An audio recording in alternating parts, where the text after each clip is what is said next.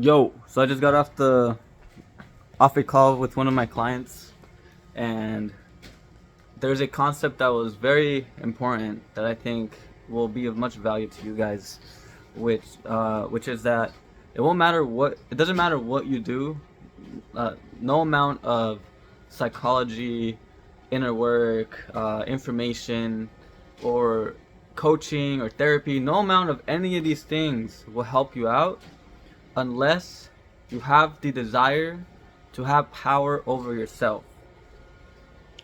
It doesn't matter because you can have all the information, all the things in the world, but if you don't have the one desire to have power over yourself, it will all mean nothing. And I've seen this, and I think I've seen this in coaching, mostly because people can be getting coached, but the main problem they're still working on isn't solved. And I also see this in general. Like, people don't learn the lesson because they still go back to the same thing. And I'll give this example because one thing that I often see is that people keep going back to a bad relationship, for example, where it's a toxic relationship. They know it's bad, but they keep going back. And I see this with a lot of people in just general. So, give me one second. I'm gonna pause this. Too loud. Okay, so that's an example, and it doesn't matter how many times you tell that person, "Hey, this guy's bad for you," or "Hey, maybe you should look into some healing work. Maybe you should look into these things." It won't matter. They're not gonna change. And I realized that the person has to want to change, but more importantly, the person has to want to have power over oneself.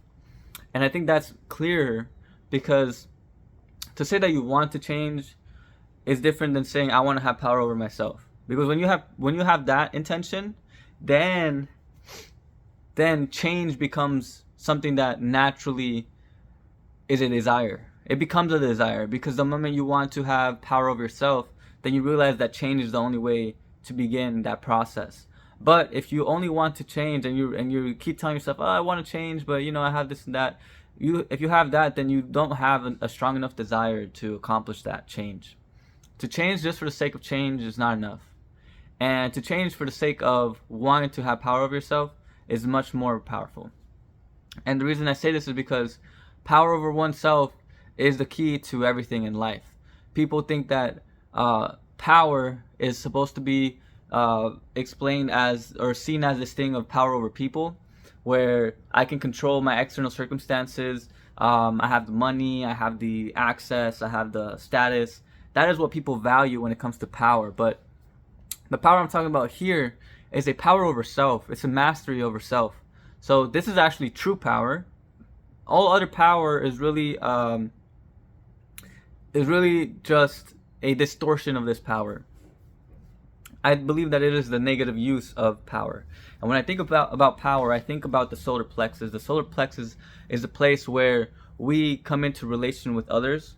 It has a lot to do with our identity onto the world. It has also a lot to do with the ego itself. For people to be able to ascend to a higher level, to the heart chakra, which is where we get self-love, and feel compassion, feel capable of compassion, feel compassion for ourselves, forgiveness, etc. That healing aspect, you cannot reach that aspect of healing and change until you have ascended, until you have learned the lesson of the solar plexus, which is to want to have power over oneself. And once that happens, you relinquish the desire or the need to control external circumstance, and you rise up in frequency. So often a lot of people are chained by the solar plexus because they're very much chained by their ego, and their ego usually doesn't want to change. So the ego doesn't want to die. Change means death for the ego, and the ego often becomes attached to external circumstance. So it feels safe through projection, or it feels safe through trying to hold on to things, whether it be a person, money, etc., possessions, etc. And that need for power is really that need for control, and that need for control is really an insecurity about not being able to be in control of oneself. really, maybe it comes from trauma. Maybe you don't feel safe in your skin. Maybe you don't feel safe in your emotions. Maybe you don't feel safe in your thoughts. And all of these things are very much relevant because, first off, feeling safe in your body, you can have trauma because maybe you feel insecure about your body. Maybe people have called you fat all your life. Maybe you had an injury and you don't function the same way that other people function. The body doesn't function in the same way. Safety in your emotions.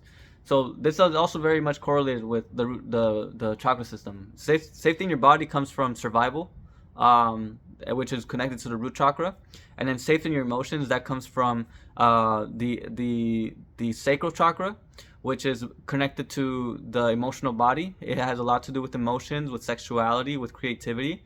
So not being able to feel safe in your emotions, that can also come from like sexual trauma, or from trauma just growing up, parents not being able to be emotionally intelligent enough to help you work through your emotions.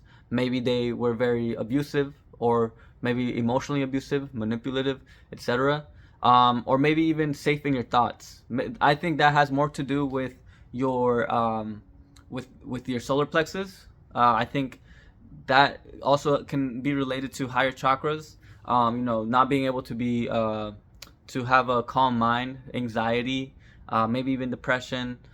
So these things are related to the basically your ego wanting to get a hold of reality through outer things. So because it doesn't feel safe in its body and its emotions or in its mind, it seeks stimulation from the outside environment because it trusts more so the outside than the inside. And so that leads to drug abuse, sex, like sexual addiction. It leads to toxic relationships. It leads to self-sabotage. So and here's the thing, all of these things we all know that they're bad for us, right? We all know that they're bad for us. Logically, we know that. But at an ego level, at the level of identity, we can't trust ourselves enough to come back to ourselves, to feel safe here. So we are constantly coming outside of ourselves and saying that that's the way to heal. That's the way that I feel better. That's the way that I feel in control. That's how I feel safe. It's the one thing that it's like your ego can depend on that. The ego becomes so used to this feeling of needing something else that it constantly derives value from that. It constantly feels safe from that. Because it doesn't know any other life. It doesn't know any other way. Especially because it can't sit with itself. You can't sit with your body. You can't sit with your emotions. You can't sit with your mind. And that's why we talk a lot about meditation.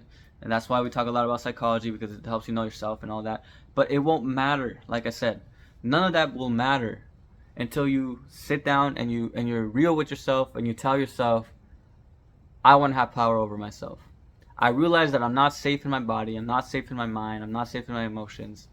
I realize that that is the cause for why I keep seeking external validation from, or I keep seeking control over my environment rather than control over myself. It won't matter until you can do that. And that requires a lot of realness. It requires being able to sit with yourself in all that discomfort and be able to see why you are uncomfortable. There's a lot of practices for this, but the point of this video is not about the practices. It's about you understanding the fact that maybe you are the one that's struggling, or maybe you are the one that's trying to help somebody that's struggling. And I'm gonna tell you that it won't matter any amount of help that you put onto this person. It will forever be blocked off by the ego, because the ego creates boundaries for the things that it doesn't deem relevant to itself. It doesn't matter. Won't matter how many things you tell it. It's gonna want the thing that it wants. So the thing is, you have to understand that the ego will have control over you until you decide this, and then once that happens, the ego will be able to be molded and expand, and then you will build a stronger ego, but not stronger in the sense that you become attached to it and that it drives you. Remember, this is about power over self. It becomes stronger in the sense that it becomes more malleable, it becomes wider, it becomes more understanding, it becomes more flexible, it becomes more of a sharper weapon for your use, for the use of your whatever you want to use it for. So for me, For example, power over self means power over your ego also. Because your ego isn't really who you truly are. Your ego is an aspect of you, but it is a very important aspect. So power over self means power over ego also, over the ego.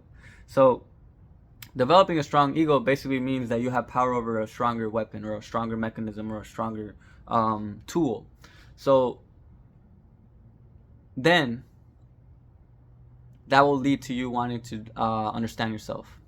And then you have an ability to actually become more receptive to the lessons that come to you, to the teachings that come to you. And then it won't really matter exactly what you do, because as long as your intention is strong in the sense of like power over self, anything that you read will be information for yourself, and it will be transformative.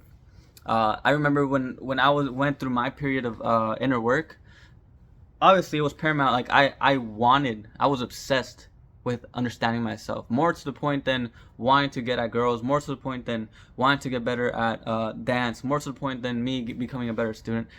I realized I hit a depression that was so deep that I realized I was basically suicidal. But I realized that the key was power over self. And if I could get through this, then I would be able to do anything that I wanted. And I did it. And I also realized that it didn't matter anything that came into my life, it could be used as a form of self-reflection and self-transformation. So then that meant that because of my desire for power over self, it was so strong that when it came down to relationships, for example, I was more focused on developing myself rather than getting the girl. And when it came to career, I was more focused on understanding myself and my purpose than becoming a psychologist or becoming an engineer. So like these things constantly happen, and I was able to use my external circumstances as platforms for my spiritual transformation. And so the line connecting all of this at the end of the day is that nothing will happen unless you have the utmost obsession for power over self. And once you have that, then anything can happen.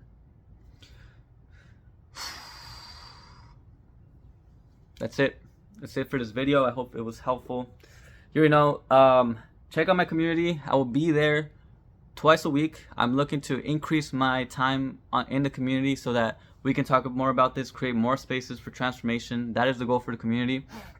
And click on the link below so you can join. And I'll see you tomorrow. Stay lucid. Peace.